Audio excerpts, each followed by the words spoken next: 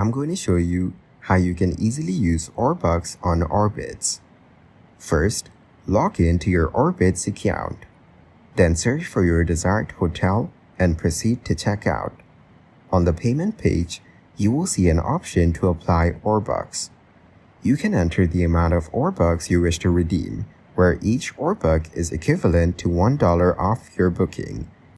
You can earn Orbucks by booking hotels, flights, packages, and activities on Orbitz.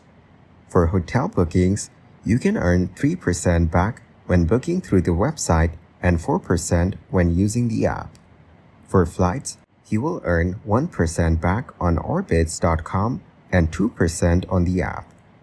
If you book a vacation package or activity, you will receive 1% and 3% back respectively on the website, and 2% and 4% through the app.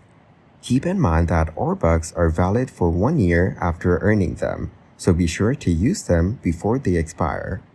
You can redeem Orbucks only for hotel stays, and you cannot use them for flights or car rentals. Also, if you don't have enough Orbucks to cover the full cost of a hotel, you can redeem them partially and pay the remaining balance with another payment method.